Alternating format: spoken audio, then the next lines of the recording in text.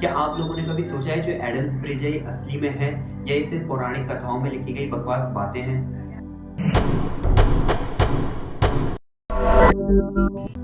जैसे जैसे मानव अपने जीवन में आगे बढ़ रहा है वैसे वैसे विज्ञान नए नए आविष्कार कर रहा है जिनमें हमारे डॉक्टर्स, रिसर्चर्स और वैज्ञानिक अपना पूरा योगदान दे रहे हैं। बहुत से ऐसे आविष्कार हैं जो काफ़ी ज़्यादा एडवांस और अलग अलग तरीके के हैं और कुछ ऐसे हैं जो हाथों द्वारा नए नए निर्मित करे गए हैं।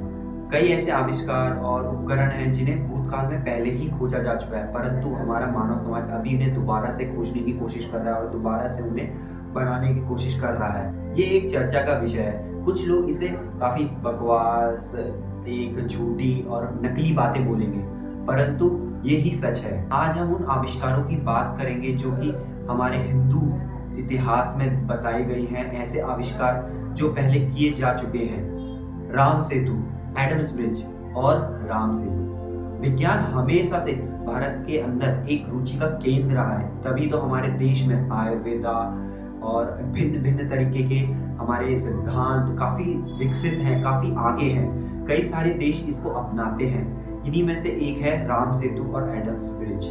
और इनमें भी सबसे ज़्यादा सोचने वाली बात है एक पत्थर। ये वो पत्थर है जिससे राम सेतु का निर्माण हुआ है, जिससे राम सेतु बना है। ये एक खास तरीके का पत्थर है जो बिना किसी सपोर्ट के, बिना किसी बल के पानी के ऊपर तैर रहा है।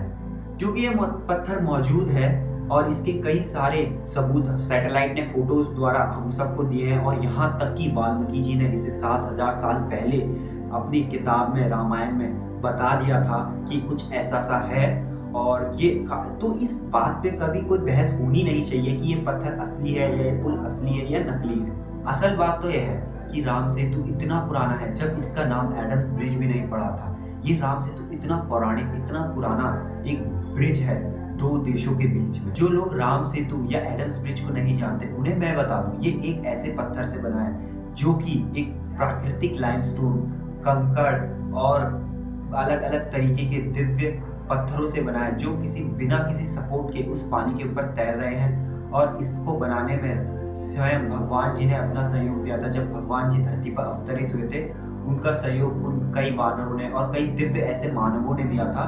जब ये राम सेतु एक भारत के तट से श्रीलंका के तट पर बन रहा था। ये सेतु पंबन द्वीप, जो कि रामेश्वरम के नाम से अब जाना जाता है, जो भारत के तट पर और कह सकते हैं इसे श्रीलंका के दक्षिणी पूर्वी छोर पर स्थित है। असल में इन सारी बातों का एक मूल रूप ये पत्थर है जो कि बिना किसी सपोर्ट के उस जल पे, उस नदी पे तैर रहे हैं, उस सागर पे तैर रहे हैं। और जो सभी ये जानना चाहते हैं आखिर ये क्या है, ये पत्थर कौन है, पत्थर और कैसे है ये पत्थर। सबसे बड़ी बात, क्योंकि इसे 212वीं BC तक भी लोग नहीं जानते थे कि ऐसा कोई पत्थर एग्जिस्ट करता है, परंतु उसके कुछ समय बाद 212वीं BC के बाद कुछ लोगों को एक ऐसा ही पत्थर मिला जिसके गुण राम सेतु वाले पत्थर से काफ़ी ज़्यादा मिलते थे।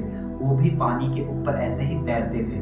फिर कुछ समय बाद 213वीं BC में एक साइंटिस्ट, एक जर्मन मैथमेटिशियन आए जिन्होंने बताया कि ये पत्थर कैसे तैर रहे हैं। उनका नाम था आर्किमिडीज। उन्होंने एक बुयांट बल या कह सकते हैं बुयांट फोर्स वाला एक सिद्धांत प्रस्तुत किया। उसमें इन्होंने ये बताया कि जो पत्थर है ये जब पानी के ऊपर रखा जाता है तो एक बॉडी आधी डूबी हो या पूरी बाहर हो, ये उतना ही बल उस जल के ऊपर लगाएगी, उस पानी के ऊपर लगाएगी जितना वो पानी उसको धकेलने के लिए या उसको ऊपर की तरफ उछालने के लिए लगाएगा। जब ये बल पूरा बराबर हो जाता है तो ये उसके ऊपर तैरने लगती है। ऐसे ही कुछ इन्होंने बताया गया कि इसके अंदर ऐसा है। लोगों ने कई अपनी सारी थ्योरीज दी, बट जो भी है ये राम सेतु आज के टाइम पे अभी भी उसके कई सारे अवशेष हैं, कई सारे ऐसे पत्थर हैं जो लोगों को मिले हैं। कई लोग कहेंगे कि एक इत्तेफाक है, ये एक कोइंसिडेंस है छोटा सा, पर ये अभी भी एग्जिस्ट करते हैं और अभी भी हमारे भारत के तट पर स्थित वो पत्थर हैं जिन्हें कई लोगों ने देखा है, कई लोगों ने अपने साथ वहाँ पे उनको बंद करके रखा हुआ है कि कहीं और ना चले जाए पत्थर। अगर आपको ऐसी और वीडियोस चाहिए तो हमें आप बता सकते हैं। ये पार्ट 1 है। हम और भी इसके बारे में रिसर्च करके ऐसे ही कुछ नए नए आविष्कार आपको बताते रहेंगे और कई ऐसे आविष्कार जो कभी हुए हैं पुराने टाइम पे वो भी हम आपको बताते रहेंगे। तब तक के लिए इस वीडियो को लाइक कर दें, शेयर कर दें अपने दोस्तों के साथ और सब्सक्राइब हमारे चैनल को